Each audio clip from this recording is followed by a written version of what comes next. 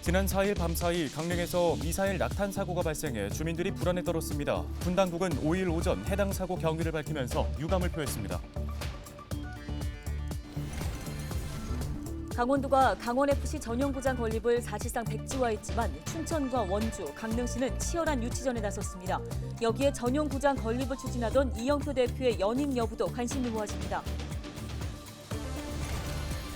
춘천시가 시내버스 공영제의 전면 재검토를 위한 용역에 들어갔습니다. 일각에서는 시가 이미 검토된 사안을 다시 보는 건 공영제 도입 취소의 의도가 있다며 반발하고 있습니다. 설악산 오색 케이블카의 도착 지점인 상부 정류장의 위치가 변경됩니다. 산양 서식지를 피해 정류장의 위치가 선정될 것으로 전망됩니다.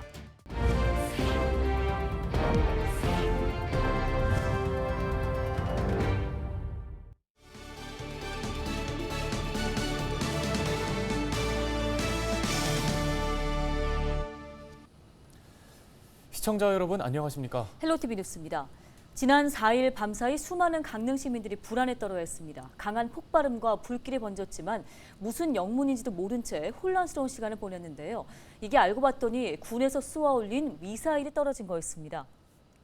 군 당국이 5일 북한 중거리 탄도미사일 도발에 대한 대응 조치를 발사했던 현무2 탄도미사일이 비정상적으로 비행하면서 낙탄 사고가 발생한 것에 대해서 유감을 표명했습니다. 한미 군 당국은 동해상으로 현무2 한 발과 에이테크스급 3발을 사격했다고 밝혔는데요. 이번 낙탄 사고는 지난 4일 밤 11시부터 5일 새벽 1시 30분 사이 강릉의 한 부대 쪽에서 발생하면서 불과 연기, 폭발음이 들려 밤사이 시민들이 공포에 떨었습니다. 저희 비행기나 뭐 헬리콥터 같은 거 그런 게 가다가 그때 잘못해서 악천 후에 떨어진 줄 알았습니다. 그래서 꽝 소리 나니까 아주 그냥 얼마나 놀랐는지 아주 전 식구가 일어나가지고 뭐 어디로 대피하자 뭐 그 정도로 놀라서 하여튼 밤새도록 걱정되고 그래서 잠도 못 잤습니다. 군은 민가나 인명 피해는 없다고 밝혔지만 낙탄 사고 원인 파악에 나섰는데요. 지역에서는 군 당국에서 훈련 상황을 사전에 알리지 않은 것에 대해 반발이 이어지고 있습니다. 부터 많은 시민들이 궁금해하고 놀라고 공포에 좀 떨고 그랬습니다. 근데 뭐 알아볼 길은 없고 많은 분들이 놀란 채 밤을 이렇게 새운 분들도 계실 텐데요. 이게 어떤 이유로 엠바고로 훈련이 진행됐는지는 모르겠습니다만은 시민들이 적어도 이렇게 놀라서 공포에 떨지 않도록 사전에 기본적인 어떤 공지 조치는 있었어야 되지 않나. 이번 사고와 관련해 정치권에서도 철저한 진상규명과 함께 군 당국에 대한 재발 방지 대책을 촉구하고 나섰습니다. 앞서 군은 지난 2017년 9월에도 3,700km를 날아간 북한의 미사일 발사에 대응해 현무2 사격에 나섰지만 당시 발사한 2발 중에 한 발이 발사 후 바다로 추락한 것으로 알려졌습니다. 네, 다음 소식입니다. 춘천시가 전임시장 시절 추진된 시내버스 공영제를 전면 재검토하겠다고 밝혔습니다. 운영체제를 손보기보다는 노선 개편이 먼저라는 건데요. 시민사회단체는 춘천시가 공영제 도입을 취소하겠다는 의도를 내비친 거라며 반발하고 나섰습니다. 양진호 기자입니다. 시민들의 발이 되는 버스. 하지만 춘천 시민들에겐 버스는 내 맘 같지 않은 불편한 발입니다. 항상 늙은 사람들, 아픈 사람 대시 사야 되고 환승하기가 힘이 들어요. 서울은 금방 5분 안에 거의 다 가는 노선이 거의 다 서울 전역에 있지. 여기는 지역이 딱 정해져 있으니까 그 버스 외에는 다른 건 사용할 수가 없어요. 버스가 시민들의 외면을 받자 버스업체 적자 규모는 지난해 140억 원까지 불어났습니다. 그러자 춘천시는 지난해 11월 시내버스 완전 공영제를 꺼내들었습니다. 시가 직접 예산을 들여 시내버스를 운영하겠다는 겁니다. 곧장 정치권에선 공영제 찬반 논란이 일었습니다. 공영제 반대 주장의 핵심은 예산입니다. 공영제 도입 방안 추진 일정에 보면 버스 사고 양도 양수 이런 행정 절차도 있습니다. 이런 부분에 대해서도 어마어마하게 돈이 들어갈 텐데. 반면 결국 시민 불편 해소를 위해서 시가 나설 수밖에 없다는 의견도 있었습니다. 부채를 차라리 이제 같이 어쨌든 이건 시민의 돈으로 운영됐던 비용이 부채가 된 거잖아요. 나몰라라 할 수는 없다라고 생각해요. 그러면 민선 8기 육동환 춘천시장은 전임 시장이 추진한 공영제를 전면 재검토하겠다고 밝혔습니다. 운영체제라는 큰 틀을 바꾸기 전에 시내버스 불편 문제부터 해결하겠다는 겁니다. 우선 할 수 있는 것부터 서둘러서 좀 시민들한테 제시함으로써 그 불편을 우선 감수하고 단계적으로 해나갈까 그런 생각하고 있고요. 공영제 도입 여부는 내년 상반기쯤에야 결론이 날 것으로 보입니다. 춘천시는 자문단 운영과 시민 여론조사 등 의견 수렴 절차를 포함해 관련 용역을 다시 진행하기로 했습니다. 다만 공영제가 결정되더라도 100억 원이 넘는 버스 업체의 부채를 춘천시가 감당할 수 있을지는 여전히 미지수입니다.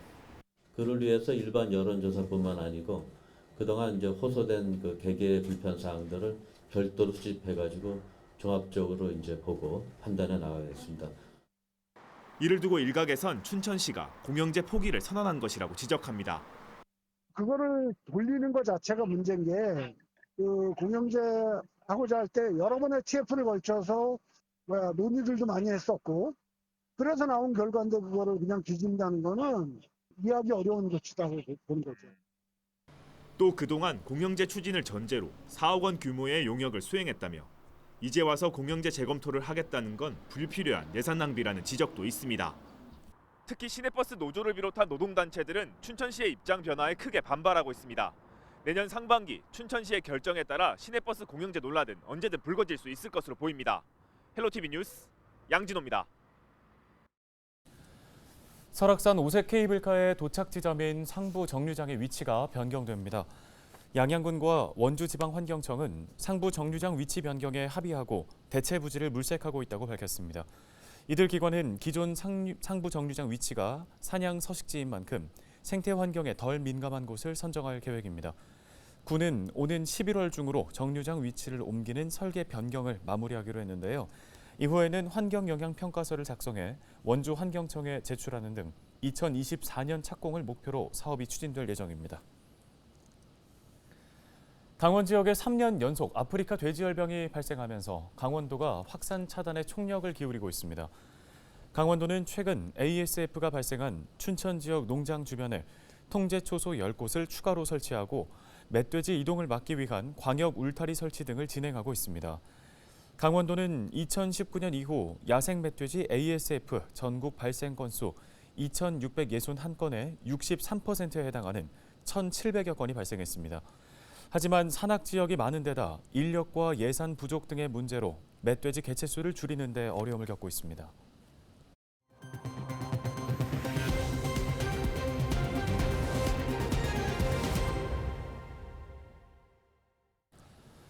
강등 위기에서 파이널 A 진출이라는 놀라운 성적을 보여주고 있는 강원FC 전용구장 설립을 두고 치열한 신경전이 벌어지고 있습니다. 강원도는 일단 재정난을 이유로 전용구장 건립에 난색을 표하고 있지만 지역에서는 전용구장 유치에 총력을 기울이고 있는 모습입니다. 박건상 기자입니다.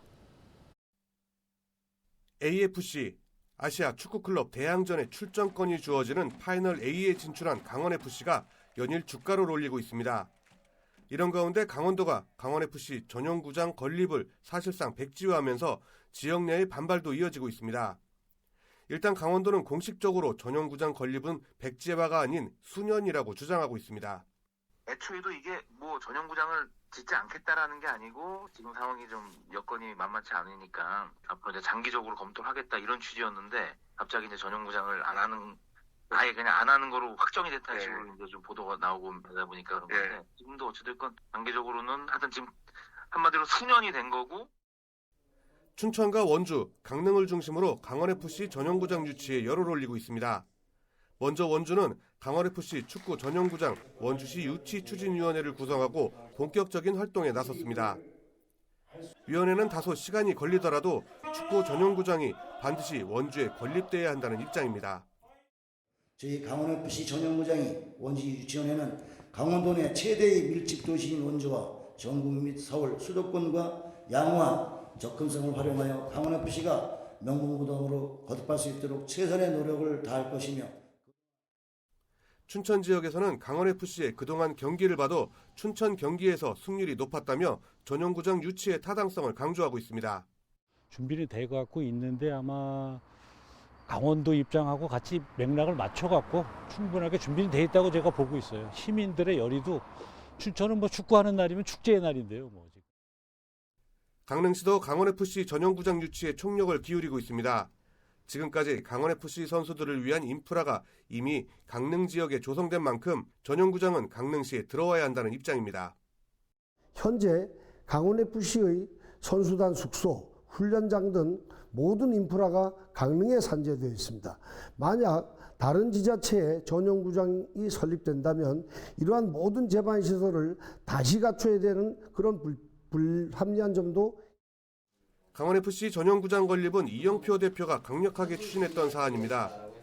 일각에서는 올해 말까지 이 대표의 재계약을 위한 최대 쟁점도 강원FC 전용구장 건립이 될 것으로 전망하고 있습니다. 강등위기에 놓였던 강원FC가 1년 만에 파이널 A에 진출하면서 연일 주가를 높이고 있는 가운데 지역에서는 강원도의 전용구장 건립 재추진을 기대하며 치열한 유치전에 나서고 있습니다. 헬로티비 뉴스 박건상입니다. 네, 강원FC가 올해 전 구단 운영 수익률 1위를 기록했다고 하는데요. 신규 스폰서는 10개로 지난해보다 무려 3개가 늘어났다고 해요. 그렇습니다. 이 강원FC의 놀라운 변화와 활약에 강원도도 응답을 해야 하지 않을까 싶습니다. 다음 소식입니다. 고성군 송지호 해변 일대에 고성광역해양관광 복합지구가 조성됩니다. 광역해양관광 복합지구 조성 사업은 사업비 410억 원을 투입해 해상 전망대와 죽도 탐방로, 실내 다이빙장과 실내 서핑장 등을 조성하게 되는데요. 고성군은 이번 사업을 통해 해양 레저와 치유, 생태가 어우러진 창의적인 사계절 관광 명소가 될 것으로 기대하고 있습니다.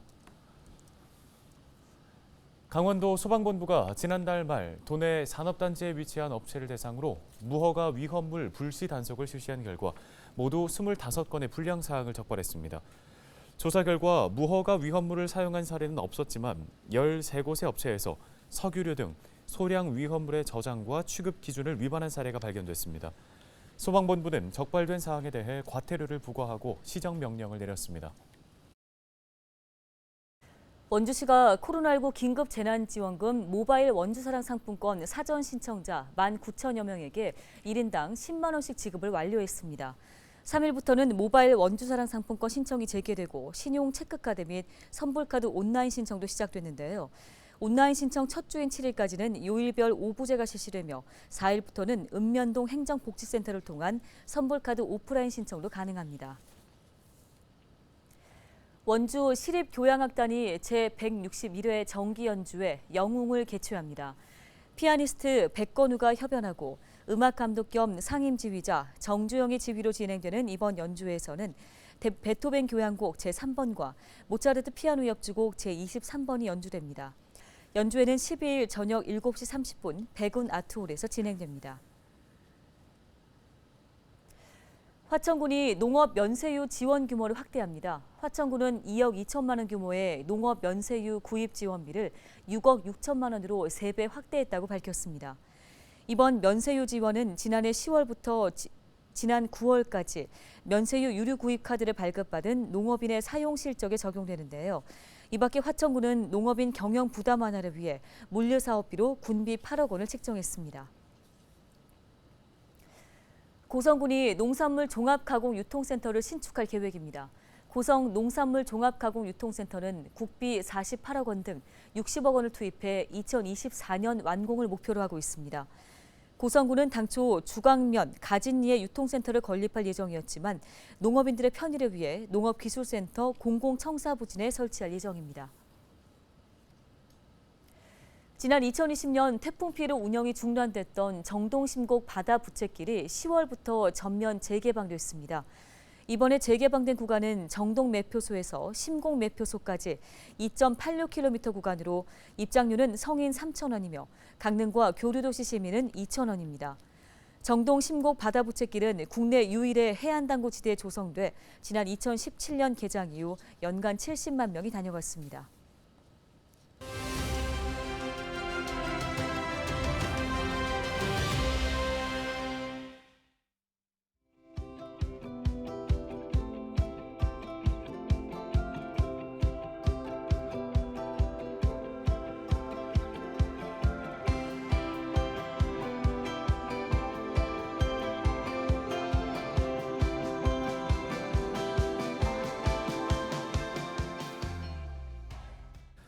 오늘 저희가 준비한 소식은 여기까지입니다. 네, 시청해주신 여러분 고맙습니다.